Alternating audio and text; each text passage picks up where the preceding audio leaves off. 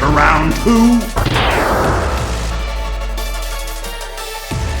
Hey everyone, and welcome back to round 2, where I give a game I already reviewed a second visit in the case of future DLC, a major patch update that changed the game considerably, or whatever I feel warrants a second visit.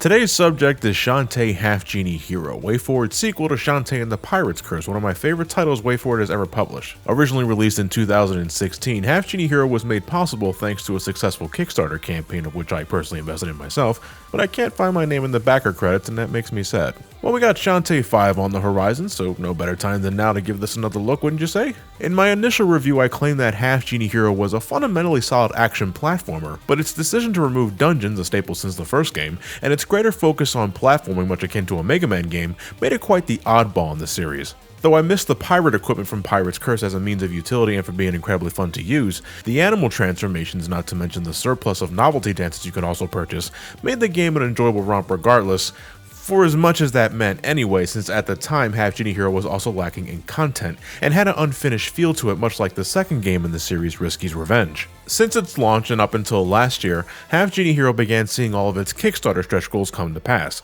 Extra modes, extra costumes, and some neat bonus stuff, culminating with the 2018 release of Shantae Half-Genie Hero Ultimate Edition.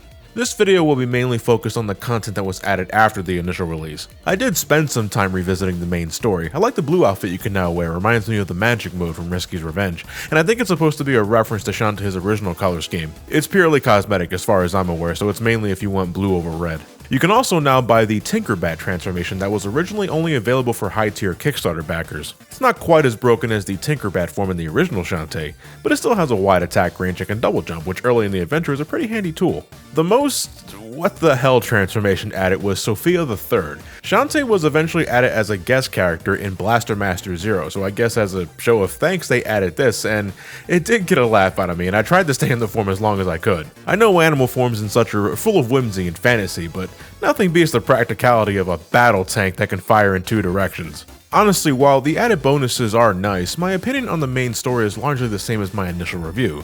Not as good as Pirate's Curse, a little on the short side, and remarkably easy to break in half with all the upgrades you can purchase. It's still easily the second best Shantae game in the series, however. It's a joy to control with everything working the way it should. The game sets a high bar in 2D graphics with its colorful visuals, and Jake Kaufman's soundtrack is brimming with energy, making level exploration bouncy and fun. However, this is now only a part of the package, so let's take a look at those extra modes. Okay, well, I didn't play hardcore mode for this video. I did a live stream series on that some time ago, and it's exactly what it sounds like. It's the main campaign, but level design is more punishing, certain upgrades were nerfed so you can't cheese certain things anymore, and you take way more damage. Perfect for those that thought the original game was laughable, but hardcore mode doesn't pull its punches, and one live stream playthrough is suffering enough. The fact that falling off the carpet is instant kill now in the first part of Ammo Baron stage is a new level of frustration I haven't experienced in Shantae since the first game, good god. Out of all the content promised for Half-Genie Hero, it was Pirate Queen's quest I was anticipating the most. In this mode, you play as Risky Boots and get her perspective on things during the whole "let's turn Shantae evil for 2 minutes" plot thread that is quickly skimmed over. The stages are all the same as the main adventure, but you choose any stage in any order you please. Again, more Mega Man parallels there. There's new enemies added to the mix, some returning from previous Shantae titles, and you slowly unlock more abilities for Risky to use as you defeat bosses. Those abilities that you unlock are a good chunk of upgrades that you can get in Pirate's Curse, such as the gliding pirate hat, the cannonball quadruple jump, all the stuff that Risky should have naturally. I don't know why these needed to be awarded to her. This is all just her stuff from the third game. Did she forget how to use them? But you also get this grappling hook that you use to latch onto ceilings, and it's quite fun to use in stages like the Mermaid Factory. It becomes near obsolete when you get the cannonball jumps, but it still has its uses in the final stage. Everything else is about what you expect. Your regular attack is a scimitar, you have a basic gun that isn't very fast or strong but carries unlimited ammo and is good for activating switches from a distance. You have a homing missile that's ideal for aerial enemies, and a spread shot that at first isn't very good until you upgrade it, which at that point, it's damn near as effective as the spread shot from the Contra series. By exploring every stage and collecting these little puffs of dark magic, you can upgrade your arsenal of tools and abilities to be more effective, and the faster you find them, the better off you end up, so please look for those treasures when you can, because Risky is not very exciting to use early game, and it's not until you begin pumping your tools with magic that Risky's full potential comes to pass, and when that happens, oh yeah, she's a ton of fun to use. Indeed, like Pirate's Curse, it is very fulfilling to use all these abilities, use once you start giving them some upgrades. You have to locate all 15 of these genie shards to complete the game, meaning you have to search every nook and cranny for treasure chests containing them with constant backtracking, revisiting stages when you have new ways of traveling, and with Risky's abilities, that can be pretty fun. However, as much as I like all of this, the level design is still largely the same as the main story. Compared to the third game, Half-Genie Hero's design is very confined, and while exploration is still encouraged to a degree, it is still nowhere close to the level as Pirate's Curse, especially with the absence of dungeons. I like to look at Pirate Queen's Quest as one of those alternate modes in Metroidvanias, something like playing as Richter in Castlevania Symphony of the Night, where you have access to a new playstyle, but the foundation of the game is still largely unchanged, ultimately limiting on what you're capable of as that character. If we could do more with the pirate equipment, this would have no doubt been my favorite mode of Half-Genie Hero, but the fact that we're basically just revisiting every stage is risky. I can only say I like it about as much as the main campaign. That said, as it is a welcome addition all the same, and gives you reason enough to revisit this iteration of Sequin Land, smaller size and all. The next major addition I wanted to look at was Friends to the End. There's a point in the main story where Risky manages to corrupt Shantae by tampering with a dynamo contraption that Uncle Mimic was working on. Shantae is turned to the dark side, but it is very quickly glossed over when her friends decide to talk some sense into her. Evil Shantae comes and goes in the matter of 2 minutes, and that always felt incredibly anticlimactic. However, in-game, this is said to take a few hours, so now we have this mode to finally explain just what happened. It's a journey inside Shantae's mind as her best friends Bolo, Sky, and Roddy Tops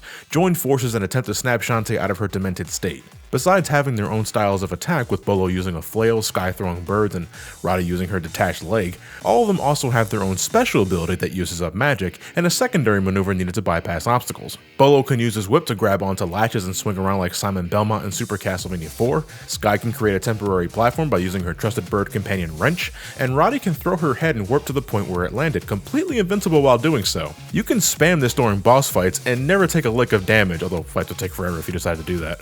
There are no items to purchase or permanent upgrades in this mode. You're also stuck with 3 health points throughout, though enemy health has been adjusted accordingly as well, so it's not heavily skewed against you. Gems have been repurposed as experience points. Much like K-Story, you can collect gems to slowly level up your character's abilities, leading to stronger attacks. But if you take damage, you also lose some of those experience points and can easily level down as you level up. So while you might enjoy that high you get when you're maxed out, all it takes is one measly hit to bring your ass back down a notch. With the exception to the beginning and end of the story, you're going through the same stages as the main adventure as you sift through Shantae's memories and find a way to help her return to normal. There's no hub world to visit, you got no healing items to keep in your inventory, you don't have an inventory at all you got is Roddy's full restore as a means to heal yourself, which you can only use twice in one magic bar, and in terms of progression, it's a linear stage-to-stage formula with no real breaks besides cutscenes. I like Friends to the End as an idea. Controlling 3 characters at once with skills and traits that make them unique is very much what I enjoyed about titles like Castlevania 3, Rondo of Blood, and Bloodstained Curse of the Moon. The difference here is that these folks, as well-meaning as they are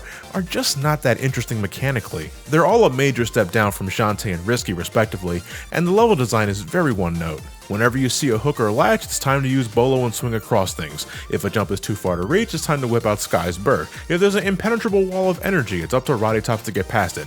That's about 80% of what amounts to this game's 2-hour challenge, and hey, when they start combining these elements together, then that gets pretty interesting, but every other time, it's not. While I appreciate the developers finally fleshing out what was originally a very odd moment in the story, I think this could have been a lot more, especially considering how much love and attention Risky Boots got in her separate mode. But bonus points for bringing back some of Pirate's Curse music, I do love that soundtrack. The remaining modes are all very similar in how they're structured, and they all last under 2 hours, some even less so. You go through every stage in order with nothing but the scraps on your back, so no upgrades, no health increases, you still collect gems to upgrade your attack power, yada yada yada, and no animal transformations. Ninja mode, beach mode, jammies mode, and officer mode, all about as novelty as the last, offering a slightly different approach to the game. Ninja mode places Shantae in this fancy ninja outfit, but don't tell her what it's really made out of. She's very quick on her feet, can wall jump off single walls like Ryu Hayabusa and Ninja Gaiden, and she can cut enemies down with her sword and shuriken. When in a pinch, she can also use ninjutsu to teleport to a set location, helping in avoiding attacks. I like this mode, even if I found it easy to lose control of myself given how fast Shantae can dart across the screen and how reckless I can be in these types of settings. When you give me a multi-directional invincible dash, I try to see how far I can push it to its limits. I would love to try and speedrun this with friends at some point. If you practice caution, you can get a lot of mileage from this, and Shantae does look pretty cool in the ninja outfit, although I wish you can switch to the one you see in her ending image when you 100% the game. I just like its color scheme more. That said, I can't hold the same praise for beach mode. Shantae is on a mission to look for the primo beach spot to work on her tan, but with the scorching hot weather, she's under constant threat of sunburn. So not only are you playing every stage, but you're doing so while trying to keep yourself safe from the sun's harmful rays, even when it shouldn't be a problem in areas like the Mermaid Factory, but whatever. Scattered throughout stages are bottles of sunscreen. You can't miss them, they give you more than enough, and Shantae will likely scream out sunscreen when you grab it, almost as much as the word bounce pad was said in Sonic Boom Rise of Lyric. But if you don't scramble for these things, Shantae will begin taking damage, and that spells bad news in a mode where you only have 3 units of health. This mode can be quite frantic as a result, and easy to lose your composure, causing you to make mistakes if you're not careful enough. Besides your traditional hair whip, you can throw a beach ball at enemies, and for some reason, maybe it's her genie powers at work, you can encapsulate yourself in this magical bubble to momentarily fly around obstacles. It's basically how the mode makes up for the lack of animal transformations, so I see the intention, but you can't do anything while inside the bubble, leaving you completely defenseless. Normally this isn't a problem, but this clearly wasn't tested enough in the tower section of Tasseltown. You have to use the bubble to fly up this vertical shaft with these statues that shoot fireballs at you, all while you got Wilbur here on your trail trying to eat you. You can't control how fast you ascend in the bubble, so it is completely luck-based getting past all 3 of these statues without getting hit. This is also a problem in Jammy's mode, where instead of riding a bubble, you float away in a magic cloud, but mechanically it acts all the same. I'm willing to chalk this up as an oversight because this is the only time in the game where this is an issue, but it is one so painfully annoying that I decided not to continue on with beach mode. It was that infuriating. Jammy's mode, however, I did finish, and this one is probably the kookiest visually. Shantae is looking to gather all her friends and enemies for a giant slumber party at her place, so she heads through every stage in her pajamas, throws magical sheeps at enemies, and smacks them directly in the face with a well-aimed pillow shot. Bitch! As simple as this mode is conceptually, there is something humorous about attacking enemies with a pillow. It's a strong one too, because it's later revealed that Roddy Tops is hanging out inside the thing, so it's like Shantae is smacking everybody with a bag of bricks, and ooh, that makes me wince just saying it out loud. Jammy's mode is essentially beach mode without the sunburn handicap, a nice cozy extra that isn't very long, much like the other modes, but is still rather fun to play and has some pretty funny dialogue peppered throughout. Officer mode was the one I ended up really liking, mainly because I love Mighty Switch Force, another IP from Way Forward that I'd like to see come back at some point or another. It's a fun time. As an officer of the law, for as much as that means in these parts, it's up to Shantae to bring the space hooligans to justice. You have a gun that you can upgrade by collecting gems and a uniform that lets you shift blocks forward and back with the push of a button. It's a very puzzle-oriented mode because you need to consider block positioning in order to finish the stage, and you have to be careful not to be in front of the block when moving it, otherwise you push yourself towards the screen and that's a reset. On the flip side, you can use this to your advantage and instantly wipe out enemies that just happen to be in front of the block. If you played Mighty Switch Force, you know exactly what you're getting into. That said, the puzzle variety isn't as large as those games. It mainly just sticks to block shifting, the most basic of puzzles from Mighty Switch Force. But it's still rewarding to play, and it's got a lot of new writing for Shantae and the bosses that's sure to make you smile. And they use the Mighty Switch Force soundtrack for the entirety of the adventure, another one of Jake Kaufman's finest soundtracks in my opinion. If you end up liking this mode, I do heavily consider picking up Mighty Switch Force as well, and maybe one day I'll give it some love, but that's for another time. There's no doubt in my mind that Shantae Half-Genie Hero is better now than it initially was back in 2016. Though I still think Pirate's Curse to be the better experience overall, I just think it has a much better camping with more fulfilling design really. Half-Genie Hero has more bang for its buck with the surplus of extra modes. Whether you want a harder challenge, maybe you want to bring the pirate equipment for a spin, or maybe you want to slice and dice things as a ninja. They're not all great, but they do offer a different approach to the main game that ensures replayability and keeps things from getting stale. While each of these modes can be completed in under 2 hours, you're looking at a good 15 to 20 hours of playtime if you want to complete them all, and if you want to unlock all those fancy bonus images, then you gotta finish them all under a certain time as well, and you gotta collect all those useless squids. I certainly didn't need to see these return from the original Shantae. Ugh. Once again, it's $30 for the full deal, and if you ask me, I think it's well worth the price tag. But if you still haven't played a Shantae game at all, I can't recommend enough that you also play Shantae and the Pirate's Curse. Still one of Way Forward's best to me. You can get my full opinion by clicking on the card up top. I guess I'll see you guys next time in the Shantae universe with the upcoming Shantae 5. I have no idea what to expect, but here's hoping it's at least as good as Half-Genie Hero as it is now, or just as good, if not better, than Pirate's Curse. Hey, a man can hope. Thank you all for watching, have yourselves a fantastic night, and take care.